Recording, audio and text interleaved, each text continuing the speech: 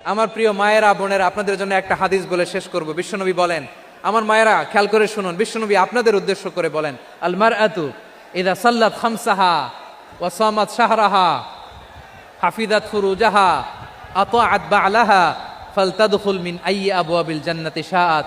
বিশ্বনবী বলেন, ও রমণীরা, ও নারীরা, যে সমস্ত নারী এই চারটা কাজ করবে, এই চারটা কাজের গ্যারান্টি দিবে, তাদেরকে জান্নাতের 8টা দরজার গ্যারান্টি দেয়া হবে। কি চারটা কাজ? 1 নম্বর, আল মারআতু ইযা সাল্লাত খামসাহা, যে নারী 5 ওয়াক্ত নামাজ পড়ে। কি করে? জেলা স্টেডিয়ামে অবস্থানরত আমার নারীরা বোনেরা, বিশ্বনবী আপনাদেরকে 4টা কাজের কথা বলেছেন, খুব বেশি না। 4টা করলে 8 জান্নাতের দরজা সব খোলা। কোনটা দিয়ে যাবেন? যেটা দিয়ে মনে চায়। 1 নম্বর 5 ওয়াক্ত নামাজ। আমার বোনেরা জোহরের নামাজ পড়তে পড়তে এটা আসরে নিয়ে যায়, আসর পড়তে পড়তে এটা মাগরিবে নিয়ে যায়। এরকম আসরা নাই? লালমনিরহাটে হয়তো নাই। আমার বোনেরা এটা করবেন না। ইন্নাস সালাতা কানাত আলাল মুমিনিনা কিতাবাম মাওকুতা, সময় মতো পড়বেন। সামাত শাহরা, রমাদানের রোজাগুলো রাখবেন।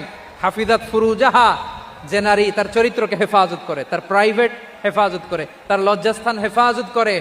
ও মায়েরা, আপনার এই গর্ভ যে কত দামি আপনি জানেন না। আপনার এই গর্ভ থেকে জন্মাবে আগামীর সালাহুদ্দিন আল আইয়ুবী। আপনার গর্ভ থেকেই জন্মাবে ইমাম আল মাহদি আল মুনতাজার। আপনার পেট থেকে জন্মাবে আবু সাইদের মতো বীর সৈনিক। আপনার পেট থেকে জন্মাবে মুগ্ধের মতো বীর মুজাহিদ। আপনি জানেন না কে আসবে আপনার পেট থেকে।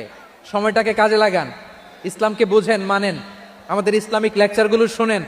আমরা যে বার্তাগুলো, ইনস্ট্রাকশনগুলো, দিক নির্দেশনাগুলো আপনাদের খেদমতে রাখি, এগুলো মেনে চলুন। আপনিই পারেন আপনার ঘরটাকে জান্নাতের টুকরা বানাতে। একটা family, it's a very big institution and you are the MD, the managing director of this institution. চিল্লায় বলেন ঠিক কিনা? চাইলেই পারেন ঘরটারে জান্নাতের টুকরা বানাতে। 5 ওয়াক্ত সালাত, রমাদানের রোজা, নিজের চরিত্রের হেফাজত, ও আতাআত বা'লাহা, স্বামীর আনুগত্য। এটাতে অনেকে ভুল করে থাকে। হায় রে আমার বোনেরা, স্বামীর আনুগত্যকে এটা নিজের অপমান মনে করবেন না। আপনার স্বামী আপনার সবচেয়ে বড় গার্ডিয়ান, তিনি আপনার সবচেয়ে ভালো চায়। নারী কখনো গার্ডিয়ানশিপের বাইরে থাকতে পারে না। হয় আপনি বাবার গার্ডিয়ানশিপের ভেতরে, বাপ না থাকলে ভাই আপনার গার্ডিয়ান, ভাই না থাকলে চাচা গার্ডিয়ান, বিয়ের পরে আপনার স্বামী আপনার গার্ডিয়ান। শরিয়া সম্মত স্বামীর আদেশগুলো আপনি মেনে চলবেন, কিন্তু শরিয়া বিরুদ্ধ কোনো আদেশ মানতে আপনি বাধ্য নয়। আওয়াজ করে বলুন সবাই ঠিক কিনা? এই 4টা কাজ যদি কোনো নারী করে, বিশ্বনবী বলেন জান্নাতের 8টা দরজা খোলা। তোমার যেটা দিয়ে মনে চায় সেটা দিয়ে জান্নাতে তুমি এন্ট্রি নিতে পারবা। বিশ্বনবী সাল্লাল্লাহু আলাইহি ওয়াসাল্লামের স্ত্রীর নাম ছিল আয়েশা রাদিয়াল্লাহু তাআলা আনহা, আবু বকর রাদিয়াল্লাহু তাআলা আনহুর মেয়ে। আবু বকর রাদিয়াল্লাহু তাআলা আনহুর আরেক মেয়ের নাম হচ্ছে আসমা। দুজনই আবু বকর রাদিয়াল্লাহু তাআলা আনহুর মেয়ে। আসমা আর আয়েশা দুজন বোন, এক মায়ের না, বাবা এক, মা দুজন। আয়েশা রাদিয়াল্লাহু তাআলা আনহার মায়ের নাম উম্মে রুমান, আর আসমা রাদিয়াল্লাহু তাআলা আনহার মায়ের নাম কুতাইলা বিনতে আব্দুল উজ্জা। আবু বকর রাদিয়াল্লাহু তাআলা আনহু 4টা বিয়ে করেছিলেন। তো একই ঘটনা ঘটেছে এই ফ্যামিলিতে। আসমা ইসলাম ধর্ম গ্রহণ করে মুসলিমা, কিন্তু তার মা কোতাইলা মুশরিকা। আই রিপিট, বোঝার জন্য আমি আবারও বলি, আসমা রাদিয়াল্লাহু তাআলা আনহা মুসলিমা, আর আসমার মা কোতাইলা মুশরিকা। তার মানে মেয়ে মুসলিম, মা অমুসলিম। ভেজাল আছে না নাই? কিন্তু কোতাইলা আর ধৈর্য ধারণ করতে পারে না। নার ছেড়া ধন, কলিজার টুকরা ধন, কলিজার টুকরা সন্তান। আসমারে দেখতে বড্ড মন চায়। সাইয়েদনা আসমা রাদিয়াল্লাহু তাআলা আনহা মক্কা থেকে হিজরত করে মদিনায় চলে গেলেন হুদাইবিয়ার পর। যখন মক্কা মদিনার ট্রাফিক স্বাভাবিক হলো, মক্কার লোক মদিনায় যায়, মদিনার লোক মক্কায় আসে। কোচাইলা কলিজার টুকরা সন্তান আসমারে দেখার জন্য কিছু উপহার নিয়ে বিশাল মরুপথ পাড়ি দিয়ে মক্কা থেকে মদিনায় যায়। সুবহানাল্লাহ বলেন। এখন মা আসছে মেয়ের সাথে দেখা করতে, মেয়ে তো আর দেখা দেয় না। মেয়ে ভাবছে আমার মা তো মুশরিকা, অপবিত্রা, তার সাথে কি দেখা দেয়া যাবে? বিশ্বনবীর দরবারে চলে গেলেন। সুবহানাল্লাহ বলেন। কি সৌভাগ্যবান ছিল তারা। মাসলা জানার দরকার হলেই নবীর দরবারে চলে যেত। ঘরে বউয়ের সাথে ঝগড়া হলে নবীর দরবারে চলে যেত। অনেক সাহাবী বলে আমার পেটে ক্ষুধা লাগলো আমি নবীর কাছে চলে যেতাম। কারণ নবীর চেহারার দিকে তাকালেই আমার পেটের ক্ষুধা মিটে যেত।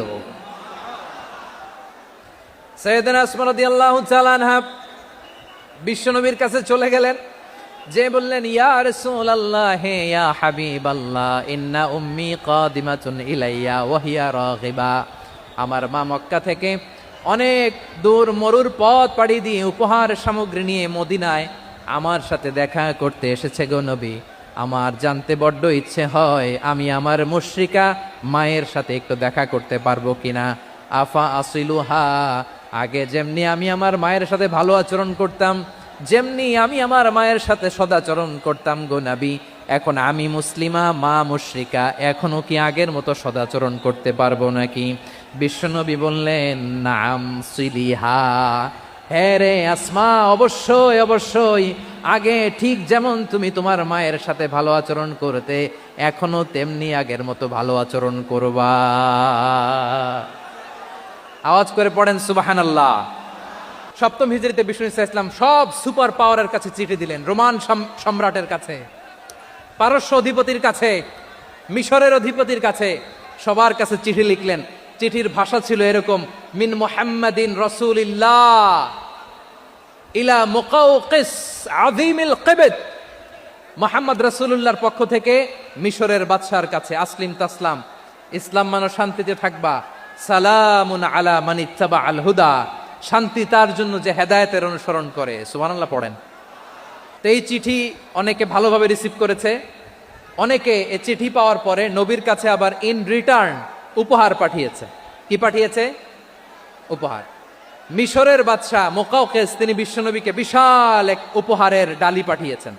মিশরের বাদশাহ মুকাওকিস ছিলেন ধর্মে খ্রিস্টান। লালমনিরহাটের ভাইয়েরা আওয়াজ করে বলেন, মিশরের বাদশাহ ধর্মে কি ছিল? খ্রিস্টান। কি উপহার দিয়েছিল আমার নবীকে? শুনতে মনে চায়? 1000 স্বর্ণ মুদ্রা। 1000 স্বর্ণ মুদ্রা। 2টা খ্রিস্টান দাসী, একজনের নাম মারিয়া বিনতে শামউন আল কিবতিয়া, আরেকজনের নাম সিরিন বিনতে শামউন আল কিবতিয়া। একজন খ্রিস্টান দাস 20 থান কাপড় জামা বানানোর জন্য, আমরা নবী যেন সেলাই করে জামা বানাতে পারে এজন্য 20 থান কাপড়, 20 থান ফাইন গার্মেন্ট। সুবহানাল্লাহ পড়বেন না? এরপরে একটা গাধা যেটার নাম ছিল উফাইর, আর একটা খচ্চর, এটার নাম ছিল দুলদুল। খচ্চর চিনেন? গাধা আর ঘোড়ার ক্রসিং এ যে প্রাণীটা দুনিয়াতে আসে ওটার খচ্চর বলে। তো এই যে সুপার পাওয়ার খ্রিস্টান বাদশার কাছে নবী চিঠি লিখলেন, ওই খ্রিস্টান বাদশাহ আমার নবীকে উপহার দিল। বিশ্বনবী এই উপহারগুলো সানন্দে গ্রহণ করেছে। সুবহানাল্লাহ পড়বেন না? তাহলে অমুসলিম কেউ যদি আপনাকে উপহার দেয়, হালাল উপহার হলে আপনি গ্রহণ করতে পারবেন। অনুরূপভাবে পারস্যের বাদশাহ, রোম সম্রাট বিশ্বনবীকে উপহার পাঠিয়েছেন, আমার নবী সবগুলো উপহার গিফট গ্রহণ করেছেন। সুবহানাল্লাহ বলেন। তাহলে প্রিয় লালমনিরহাট, আওয়াজ করে বলুন, ইসলাম কি ন্যারো মাইন্ডেড রিলিজিয়ন না ব্রড মাইন্ডেড? আম্মাজান আয়েশার কাছে মাসালা জানতে চায় মেয়েরা, হে আম্মাজান, অগ্নি উপাসকেরা তাদের ঈদের দিন নওরোজের সময় আমাদেরকে পাখি দেয়, নেওয়া যাবে? উনি বললেন, ওরা জবাই করে দিলে নেওয়া যাবে না, কিন্তু ওরা যদি ফলমূল এরকম খাবার দেয় এগুলো নেওয়া যাবে। তার মানে অমুসলিমদের দেয়া উপহার এটা গ্রহণ করা যায়। সুবহানাল্লাহ বলেন।